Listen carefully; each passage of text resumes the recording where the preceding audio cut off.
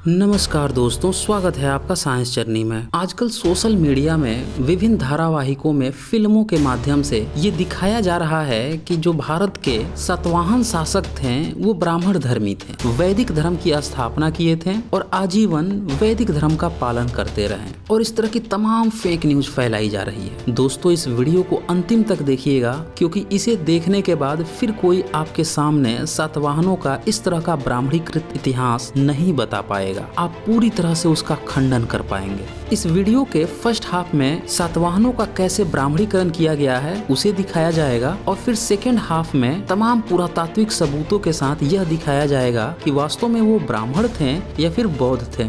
एक बात तो आप जान जाइए कि सातवाहनों के जितने भी अभिलेख मिले हैं उसमें कहीं भी शालिवाहन नहीं लिखा गया है, लेकिन ब्राह्मणों ने कागज पर जितनी भी गप्पे हाँकी है उसमें हर जगह शालिवाहन इनने लिख रखा है संस्कृत ग्रंथों में। और अभिलेखों की बात करें तो इसका सबसे पहला पहल शालिवाहन शक नाम लिखा मिलता है 14वीं सदी के यादव वंश के राजा बुक्का राय प्रथम के दान पात्र में, जो विजयनगर के राजा थे। अब उनसे भी पहले 1290 ईस्वी में एक और दान पत्र सामने आया जो कि यादव वंश के ही राजा थे रामचंद्र, उनका बताया गया और उसमें भी शालिवाहन शक लिखने की बात हुई। लेकिन उसी समय एक ब्रिटिश स्कॉलर थे फ्लीट, उन्होंने उसे मानने से इनकार कर दिया क्योंकि वो डुप्लीकेट था और उसकी मूल प्रति मिल नहीं रही थी। लेकिन फिर भी बुक्का राय प्रथम के दान पत्र पे शालिवाहन शक लिखा मिला। तो इससे एक अनुमान तो ये लगा कि यादव वंश उस समय भी शालिवाहन शक को ही अपना आदर्श मान रहे थे या पूर्वज मान रहे थे और उन्हीं के संबत को आगे बढ़ा रहे थे, न कि विक्रम संबत को या फिर किसी अन्य संबत को। अब एक बात और बता दूं, उस समय यादव शब्द नहीं इस्तेमाल होता था बल्कि आभीर शब्द इस्तेमाल होता था। आप तमाम संस्कृत ग्रंथ पढ़ें उसमें आभीर शब्द ही इस्तेमाल किया गया है। आप गूगल भी कर लीजिए कि आभीर का मतलब क्या होता है। तो आभीर को बहुत ही ज्यादा नीचा दिखाया गया है, जबकि ये 13वीं और 14वीं वंश में शासक वर्ग में थे। क्यों इन्हें नीचा दिखाया गया? अगर ये ब्राह्मण धर्मी थे, ब्राह्मणों के चाटुकार थे, ब्राह्मण धर्म का पालन करते थे, वैदिक थे, तो फिर इनको इतना नीचा क्यों दिखाया गया ब्राह्मण ग्रंथों में? जबकि जैन ग्रंथों में तो इनकी काफी वाहवाही है, बौद्धों में भी इनकी काफी वाहवाही है, लेकिन ब्राह्मण धर्म ने ही इन्हें इतना नीचा क्यों दिखाया? यहाँ तक कि इन्हें शूद्र से भी नीचे कैटेगरी में रख दिया। मनुस्मृति ने अपने अध्याय 10 में यहाँ तक लिख दिया कि कोई ब्राह्मण अगर किसी वैश्या औरत के साथ संभोग करे तो उससे जो पुत्र उत्पन्न होगा वो आभीर कहलाता है। सोचिए कितनी घृणित मानसिकता थी, इन्हें कितनी जलन थी आभीरों को नीचा दिखाने की। अब आप सोच रहे होंगे कि यहाँ आभीरों की बात, यादव वंश की बात क्यों हो रही है? हालांकि मैं इस पर एक अलग से वीडियो बना दूंगा यादव वंश पे। यहाँ पे ये बात इसलिए हो रही है क्योंकि पहली बार इन लोगों ने संस्कृत में जो शालिवाहन शब्द था वो इस्तेमाल किया था और ये विक्रमादित्य की बजाय सातवाहनों को ही अपना पूर्वज मान रहे थे। इन्होंने अपना कोई सिक्का भी नहीं चलाया था। ये बात इतिहास में जो सबसे मान्यता प्राप्त 2 इतिहासकार हैं जिन्होंने हिंदी में लेखन किया है, एक है गौरी शंकर ओझा और दूसरे हैं गुणाकर मूले। तो गुणाकर मूले भी ये बात लिखते हैं कि प्राचीन काल में आभीर वंश ने अपने कोई सिक्के नहीं चलाए थे, लेकिन इनके दान पत्रों पे जो नाम मिल रहे हैं वो शालिवाहन शकों के मिल रहे हैं। तो आइए वापस लौटते हैं सातवाहन वंश के इतिहास पे।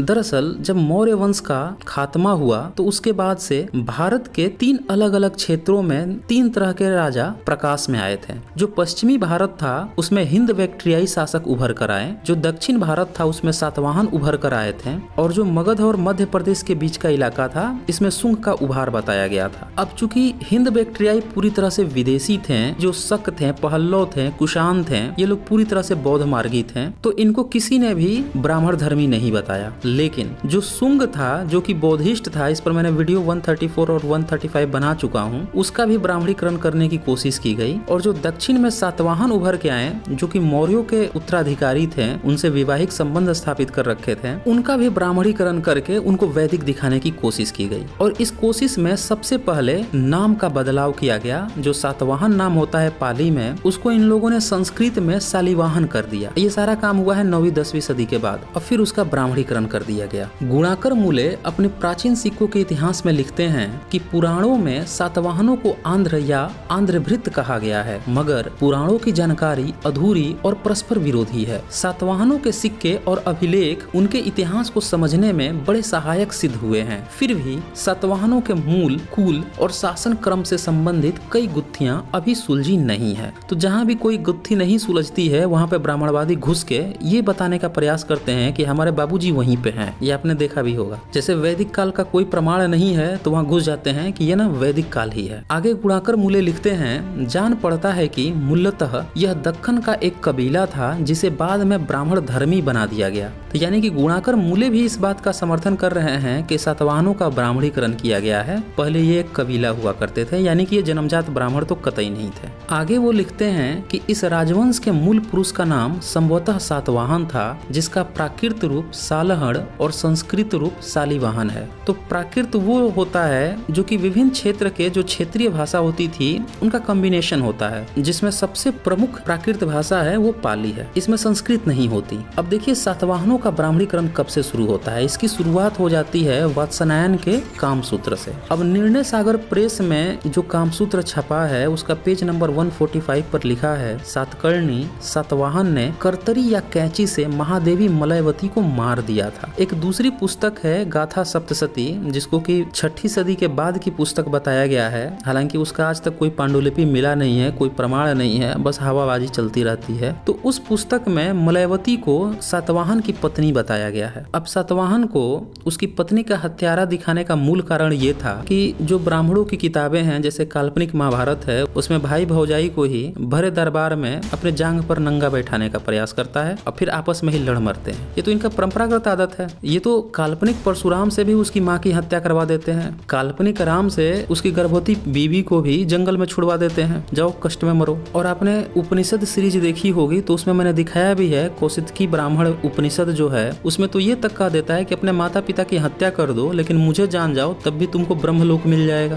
जबकि जो बौद्ध मार्ग है उसमें स्त्री हत्या को जघन्य अपराध बताया गया है। तो इस तरह से ब्राह्मणीकरण किया गया है सातवाहन का। ये तो अभी शुरुआत है। अब सातवाहनों के इस ब्राह्मणीकरण के दौर में एक जिन प्रभुसूरी लेखक था, उसने तो हद ही कर दी। उसने तो सातवाहन को ब्राह्मणों की नाजायज औलाद साबित करने की कोशिश कर दिया। The polygraphy of India page 285 पर लिखा है, जिन प्रभुसूरी अपने कल्प प्रदीप नामक पुस्तक में लिखता है कि प्रतिष्ठानपुर यानी कि पैठर में रहने वाले एक विदेशी ब्राह्मण की विधवा बहन से सातवाहन यानी कि सालीवाहन नामक पुत्र उत्पन्न हुआ। अब देखिए जहाँ जहाँ सालीवाहन लिखा हुआ है वो समझ जाइए कि पूरा ब्राह्मणीकृत किताब है। और जैसा कि मैंने आपको दिखा भी दिया कि 13वीं 14वीं सदी से पहले सालीवाहन नाम तक भी नहीं आया है। अब क्या कोई बताएगा अगर सातवाहन किसी ब्राह्मण की विधवा बहन का पुत्र था तो वो कौन से वर्ण में आएगा, जिसके बाप का भी पता नहीं। और ब्राह्मण धर्म में तो पुत्र का गोत्र और वंश बाप के गोत्र और वंश के अनुसार चलता है। तो यहाँ पे तो बाप का अता पता ही नहीं है। तो सीधी सी बात है कि ब्राह्मण धर्मियों ने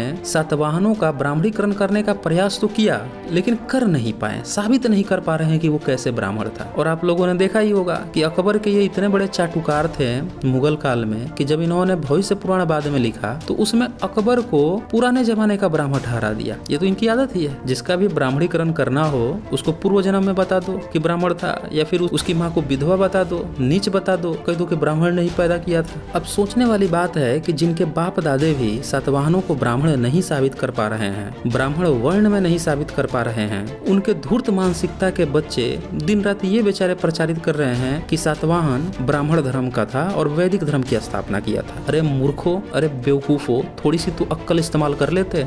एक बड़ी अच्छी पुस्तक आई है जिसका नाम है भ्रम का पुलिंदा। ये सम्यक पब्लिकेशन से छपी है और इसमें तमाम पुरातात्विक प्रमाणों के साथ सातवाहनों का जो ब्राह्मणीकरण किया गया है उसका भंडाफोड़ किया गया है। इसके अलावे भी उसमें और भी बहुत सी महत्वपूर्ण जानकारियां हैं जो पूरी तरह से पुरातत्व पर आधारित है और ये पुस्तक हर भारतीय को पढ़ना चाहिए। डिस्क्रिप्शन में मैं कॉन्टेक्ट नंबर दे दूंगा, वहां से आप लोग सम्यक पब्लिकेशन से कॉन्टेक्ट करके भी बुक को मंगा सकते हैं और किंडल वर्जन में तो ये पहले से ही अवेलेबल है। तो अब यहाँ पे एक सवाल खड़ा होता है कि आखिर सातवाहन कौन थे? अगर ये ब्राह्मण नहीं थे तो क्या ये बौद्ध थे? तो भाई इसका सटीक उत्तर जानने के लिए आप उनके कार्यों को देखिए कि सातवाहनों ने अपने जिंदगी में कौन सी भाषा और लिपि इस्तेमाल की, उन्होंने कौन से मंदिर बनवाए या बौद्ध स्तूप बनवाए, उन्होंने बौद्ध लेनिया बनवाई या फिर ब्राह्मणों के लिए यज्ञ हवन कुंड की फैक्ट्रियां खोली। तो जब आप सारा ये सर्वेक्षण करेंगे तो सच जो है आपके सामने आकर खड़ा हो जाएगा कि भैया मुझे जान लो। आपको सिर्फ और सिर्फ पुरातात्विक प्रमाण देखने हैं। सारा दूध का दूध और पानी का पानी यहीं से हो जाता है। आपको जानकर हैरानी होगी कि जितने भी पुरातात्विक प्रमाण मिले हैं सातवाहनों के वो सारे के सारे बौद्धों से रिलेटेड है। इन लोगों ने अजंता की गुफाएं बनाई। आज भी चले जाइए महाराष्ट्र में, अजंता गुफा देख आइए, आपको खुद पता चल जाएगा कि वो बौद्धों का है कि ब्राह्मणों का है। अजंता गुफा पूरी तरह से बौद्धों के लिए डेडिकेटेड है। फिर ब्राह्मण धर्मियों ने यह तक दुष्प्रचार फैला दिया कि नाने घाट में ईसा पूर्व का एक शिलालेख मिला है जो सातवाहनों का है और वो संस्कृत में है और उसमें यज्ञ की बात हो रही है, उसमें कृष्ण बलराम का नाम है। और जब आप इसकी जांच करेंगे तो आप पाएंगे कि ये भी पूरी तरह से फेक न्यूज है, क्योंकि ये वो मूर्ख लोग हैं जो अभिलेख में पाली का शब्द होता है उसको संस्कृत की तरह समझने की कोशिश करते हैं और उसको संस्कृत बताने लगते हैं, फिर उसका गलत मीनिंग निकाल लेते हैं और फिर प्रोपेगेंडा चलाते हैं। भ्रम के पुलिंदा के लेखक राजीव पटेल जी सातवाहनों के सिक्के पर लिखे शब्द तथा उसका देवनागरी रूपांतरण दिखाते हुए लिखते हैं कि उस पे लिखा है रिने गौतमी पुतस श्री सात कनिस। अभी देखिए पाली अभिलेख है जो धम्म लिपि में लिखा हुआ है, भाई ये संस्कृत है, देख लीजिए ध्यान से, मूल रूप भी देख लीजिए, पढ़ लीजिए अगर धम्म लिपि पढ़ने आता हो तो। इसी तरह से नाने घाट के अभिलेख पे भी सातवाहनों का जो प्रथम राजा सिमुक का नाम आता है और वो भी अपने नाम को पाली प्राकृत में ही लिखवाता है। उस पे लिखा है राया सिमुक सातवाहनों श्रीमतो। भाई ये संस्कृत में क्यों नहीं लिखा रहा है? इसका जो मूल धम्म लिपि है पढ़ लीजिए अगर पढ़ने आता हो तो। ये संस्कृत में लिखा है कि पाली प्राकृत में लिखा है। अब यही नाने घाट का जो अभिलेख है जिस पर कृष्ण और बलराम का प्रचार बताया जा रहा है, वास्तव में वो कृष्ण बलराम उस पे लिखा ही नहीं है। उस पे लिखा है कसन वासुदेव, जो कि धम्म लिपि और पाली भाषा में है। आपको जानकर हैरानी होगी कि सातवाहनों का जो प्रथम शासक था सिमुक, उसके दो पुत्र थे। एक का नाम था कणो जिसको कसन भी कहा गया और दूसरे का नाम था सातवाहन और ये पाली में नाम है। जब बौद्ध जातक कथा आप पढ़ेंगे, कणो जातक कथा, तो हिंदी में उसी को ट्रांसलेट करके ये लोग लिखेंगे कृष्ण जातक कथा। तो भाई यही कणो या कसन को इन लोगों ने संस्कृत में कृष्ण बना दिया और सातवाहन को सतकर्णी या शालिवाहन लिख लिया। अब ये देखिए कि सातवाहन शासक है सिमु, उसके बेटे का नाम है कसन या कणो, और 13वीं 14वीं के यादव शासक या आभीर शासक इसी शालिवाहन को अपने पूर्वज की तरह इस्तेमाल कर रहे थे। तो इनका पूर्वज ये कसन होना चाहिए था, सातवाहनों का कसन या सातवाहनों का कणो। लेकिन ब्राह्मणों की धूर्तता देखिए कि जो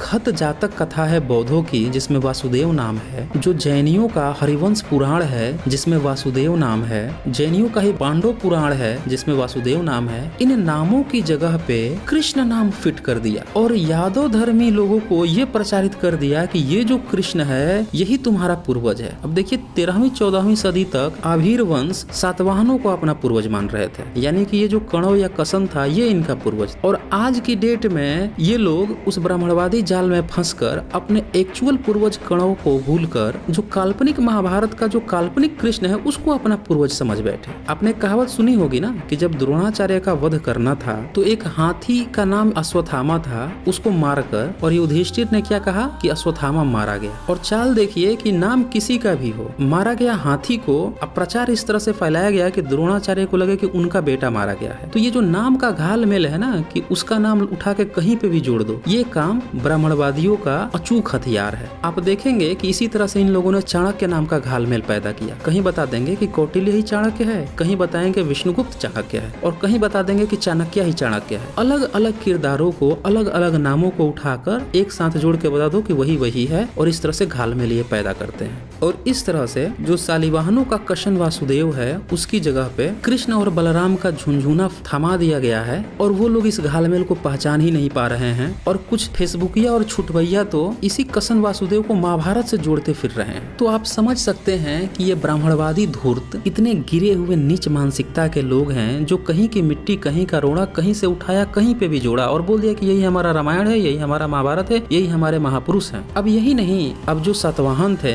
उन्होंने अपने स्तूपों पे भी नाम लिखवाए हैं। वहाँ पे लिखवाया है श्री जातक कड़िस। भाई यहाँ पे जो श्री नाम है ये श्री भी पाली में है सीरी, और उसका संस्कारित करके अब संस्कृत में श्री हो गया है, जिसको आप देखे होंगे कि आज भी साउथ में बहुत सारे लोग अपने नाम के आगे श्री लगाते हैं, जैसे श्री देवी, श्रीधर, श्रीनिवासन। अब सवाल ये है कि अगर सातवाहन ब्राह्मण धर्म का पालन कर रहे होते हैं तो इनके सारे अभिलेख सिक्के सब संस्कृत में होने चाहिए थे। इन्हें तो लेनिया बनवाने ही नहीं चाहिए थे, बौद्ध स्तूप बनवाने ही नहीं चाहिए थे। इनने जो सिक्के चलाए उस पर प्रतीक चिन्ह भी बौद्ध वाले हैं, जैसे चैत्य, और आप जानते हैं कि बौद्ध मार्ग में चैत्य कितना प्रमुख चिन्ह है। फिर इनने अपने सिक्कों पर वेदिका युक्त वृक्ष भी बनाए हैं। वेदिका युक्त वृक्ष का मतलब है कि एक पेड़ के नीचे बैठने का स्थान जहाँ पे भिक्षु साधना कर सके, जैसे बुद्ध किया करते थे। फिर इनने अपने सिक्कों पर स्वास्तिक चिन्ह भी बनवा रखा है, जो कि मौर्य काल में व्यापक रूप में इस्तेमाल हुआ था और सिंधु घाटी सभ्यता में भी इस्तेमाल हुआ था। तो भाई ये कौन से ब्राह्मण धर्मी थे जिनका सारा का सारा काम ही बौद्ध मार्गियों का है, और जितने प्रमाण मिल रहे हैं वो साबित करते हैं कि पूरी तरह से बौद्ध थे। और ये ब्राह्मणवादी कागज पर फर्जी कथा कहानी लिखकर और इनके अभिलेखों का गलत मतलब निकालकर, मीनिंग निकालकर दुष्प्रचार कर रहे हैं। ये ब्राह्मण धर्मी थे, अब वैदिक धर्म का पालन करते थे। अब भी अगर किसी को संदेह है तो नेक्स्ट पार्ट लाऊंगा, जहां मैं सातवाहनों का इतिहास उनके सिक्कों के माध्यम से बताने वाला हूं, जहां पे दूध का दूध और पानी का पानी हो जाएगा। पूरी तरह से ब्राह्मणवाद की एक एक खोल उतार कर नंगा किया जाएगा। तो दोस्तों, अगर ये वीडियो आपको पसंद आई है तो इस वीडियो को लाइक कीजिए। लाइक करने के बाद इसको खूब शेयर कीजिए, हर दोस्त के पास भेजें, फैमिली मेंबर्स के पास भेजें, सभी के पास भेजें, ताकि सभी को इस सच्चाई का पता चल सके कि कैसे हमारे इतिहास का ब्राह्मणीकरण किया गया है। जल्द ही मिलते हैं नेक्स्ट पार्ट के साथ। आज बस इतना ही। धन्यवाद।